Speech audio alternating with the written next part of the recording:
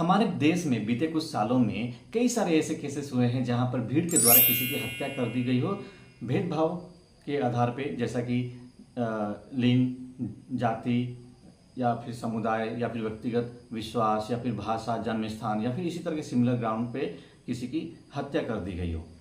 ऐसे में क्या होता है कि भीड़ का जो चेहरा है वो एक पहचानना बेहद ही मुश्किल हो जाता है और भीड़ जो है वो सच्चाई को जाने बिना वो बेसिकली अफवाहों पे विश्वास करके वो कानून को अपने हाथ में ले लेती है और ऑन द स्पॉट मतलब फैसला कर देने के उद्देश्य से उस व्यक्ति की हत्या कर दी जाती है।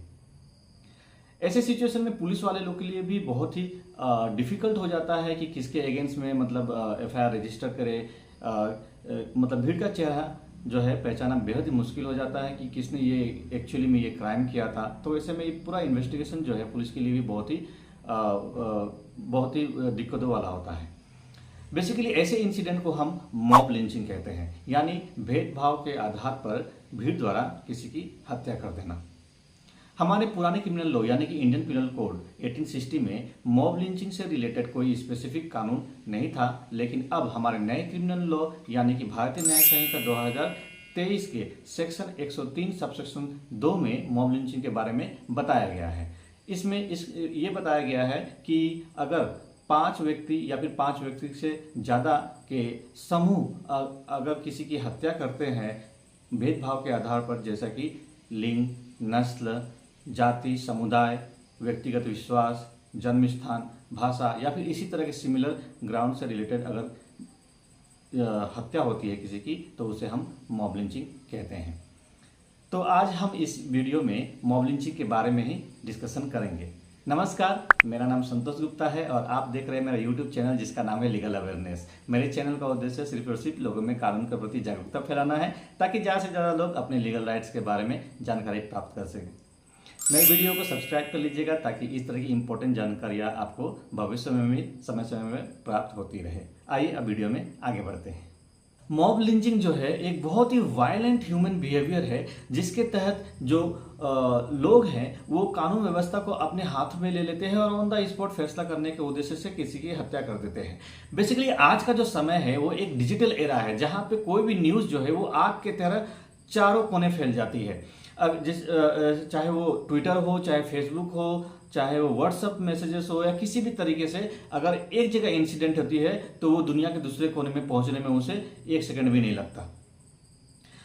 और ये डिजिटल एरा होने की वजह से मतलब एक जगह अगर इंसिडेंट होता है तो उस तरह के कई सारे इंसिडेंट्स दूसरे जगह पे भी होने के चांसेस बन जाते हैं और ऐसे हो भी जाते हैं क्योंकि लोग जो है वो सच्चाई को जानते नहीं है। वो बस जो रूमर्स है, जो अफवाहें हैं उस पर विश्वास करके बस उस तरह के इंसिडेंट कर जाते हैं। एक बहुत ही इंपॉर्टेंट केस है जो कि मॉब लिंचिंग से ही रिलेटेड है, जिसने पूरे देश को ही नहीं बल्कि पूरे दुनिया को हिला कर रख दिया था। ये केस जो है सन 2018 में हुआ था, असम में हुआ था। हुआ यूँ था कि 2 लोग असम के कार्बी एंगलोंग जिले में घूमने के लिए गए थे, जहाँ पे वहाँ भीड़ ने ये संदेह कर लिया कि वो बच्चे चोरी करने के उद्देश्य से आए थे और वहाँ पर उन्हें लाठी बैम्बू से मार कर उनकी भीड़ द्वारा हत्या कर दी गई थी। हुआ यूँ था कि उस वक्त काफ़ी सारे सोशल मीडिया में इस तरह के मैसेजेस मतलब फॉरवर्ड किए जा रहे थे जहाँ पर बच्चा चोरी करने वाले आ गए हैं। इस तरह के मैसेजेस में हमारे पूरे भारत देश में वैसा चल रहा था सोशल मीडिया पे। तो लोगों ने ये संदेह कर लिया कि वो बच्चा चोरी करने के उद्देश्य से आए हैं और उनकी हत्या कर दी। एक्चुअली ऐसी सिचुएशन में हमें सच्चाई को जानना चाहिए, कानून को हाथ में नहीं लेना चाहिए और अफवाहों पे विश्वास नहीं करना चाहिए। हमें सत्यता को पहले जानना चाहिए और इस तरह की कोई भी इंसिडेंट करने से बचना चाहिए। हमारे लिए ये जानना भी बेहद ज़रूरी है कि मॉब लिंचिंग किन किन कारणों से हो सकती है। तो पहला कारण ये है इंटॉलरेंस। भीड़ जो है वो काफ़ी ज़्यादा इंटॉलरेंट हो जाती है और कानून व्यवस्था को अपने हाथ में ले लेती है और ऑन द स्पॉट फैसला करने के उद्देश्य से किसी की हत्या कर देती है बिना सत्यता को जाने हुए और अफवाह पर विश्वास करके। इस तरह के इंसिडेंट भीड़ जो है अंजाम दे देती है।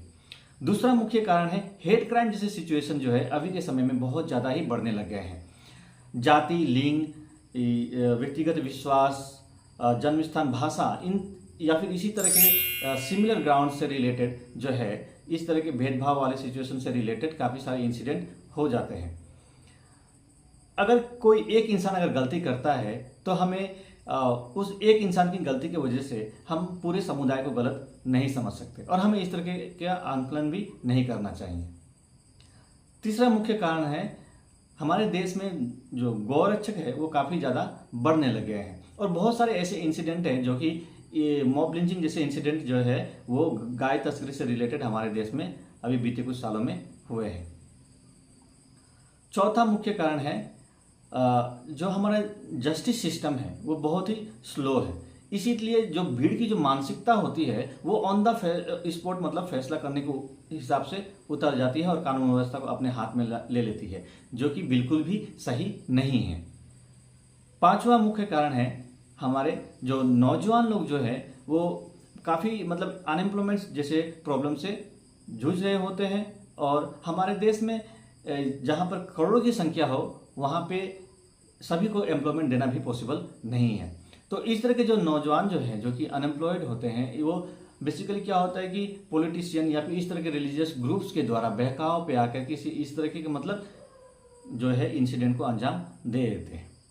हमारे देश में मॉब लिंचिंग की समस्या जो है वो गंभीर रूप लेने लगी है और इसीलिए हमारे लिए ये जानना बेहद जरूरी है कि हम इसे कैसे कम कर सकें। तो सबसे पहला ये स्टेप लिया जा सकता है कि अफवाहों को फैलने से हमें कम करना चाहिए। आपने देखा होगा कि व्हाट्सएप में भी हम पहले जो है 200 से ज़्यादा लोगों को एक बार में कोई भी मैसेज हम फॉरवर्ड कर सकते थे, लेकिन अब प्रेजेंट सिचुएशन में आप व्हाट्सएप में 5 से ज़्यादा लोगों को एक बार में कोई भी मैसेज फॉरवर्ड नहीं कर सकते। तो इस तरह के स्टेप्स भी लिए गए हैं ताकि अफवाहों को फैलने से कम किया जा सके।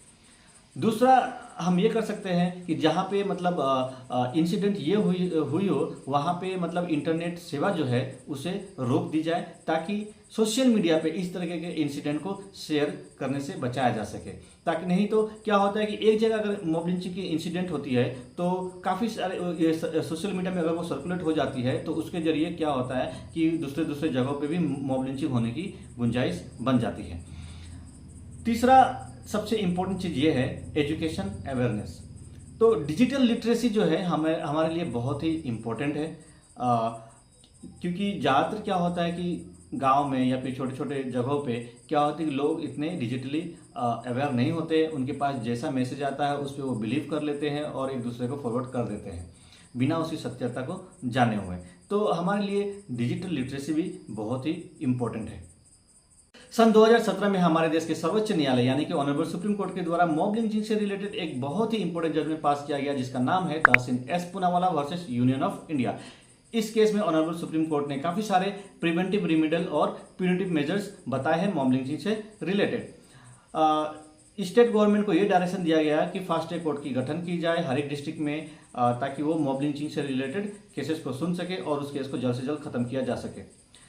स्पेशल टास्क फोर्स का गठन किया जाए जो कि एक इंटेलिजेंस रिपोर्ट तैयार करे उन लोगों के ऊपर जो लोग हेड स्पीच देते हैं, प्रोवोकेटिव स्टेटमेंट्स देते हैं और फेक न्यूज़ फैलाते हैं।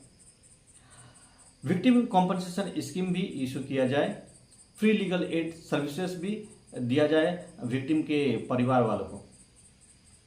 तो ये सारे जो हैं मेजर्स जो हैं हमारे देश के कानून व्यवस्था के द्वारा लिया जा रहा है ताकि मॉब लिंचिंग जैसे इंसिडेंट को कम किया जा सके और ज़्यादा से ज़्यादा लोगों को हेल्प किया जा सके। तो आज के इस वीडियो में हमने ये जाना कि मॉब लिंचिंग क्या होती है, उससे क्या क्या मुख्य कारण होते हैं और उसे कैसे रोकथाम कर सकते हैं। बेसिकली मॉब लिंचिंग में 5 या 5 से अधिक लोगों के समूह जो है किसी की हत्या कर देते हैं भेदभाव के आधार पर, जैसा कि नस्ल, जाति, समुदाय, जन्म स्थान, भाषा, व्यक्तिगत विश्वास या इसी तरह के ग्राउंड पे किसी की हत्या कर देते हैं तो उसे हम मॉब लिंचिंग कहते हैं। जब भी इस तरह के इंसिडेंट हो रही होती है तो आप कभी भी भीड़ का चेहरा ना बने, कानून व्यवस्था को अपने हाथ में ना ले, बिना सत्यता को जाने हुए अफवाह पर विश्वास बिल्कुल भी ना करें। कोई भी इस तरह के भेदभावपूर्ण वाले मैसेजेस आपके पास में आते हैं तो उस पर उसे पूरा वेरीफाई किए हुए कभी भी उसे मतलब फॉरवर्ड ना ही करें तो बेटर है, ताकि मतलब इस तरह के इंसिडेंट होने से बचाया जा सके। और कहीं भी आप सोशल मीडिया पे कोई भी ऐसे भेदभाव वाले कमेंट ना करें जिससे किसी की जाति या फिर लिंग या फिर समुदाय को आहत हो। जिम्मेदार बने, कभी भी इस तरीके का अगर कोई इंसिडेंट हो रहा हो तो भीड़ का चेहरा बनने से बेहतर है कि आप पुलिस को इन्फॉर्म करें ताकि लॉ एंड ऑर्डर को मेंटेन किया जा सके। आशा करता हूँ कि आज की जो वीडियो है वो आपको बहुत पसंद आई हो और बहुत ही इन्फॉर्मेटिव लगी हो। अगर मेरी वीडियो पसंद आई है तो वीडियो को लाइक कर दीजिएगा और चैनल को सब्सक्राइब कर लीजिएगा, ताकि इस तरह की इंपॉर्टेंट जानकारियाँ आपको समय समय पर भी भविष्य में प्राप्त होती रहे। मैं एक बार फिर हाजिर होऊंगा एक नई वीडियो के साथ, एक नए टॉपिक के साथ। तब तक के लिए नमस्कार, स्वस्थ रहें, खुश रहें।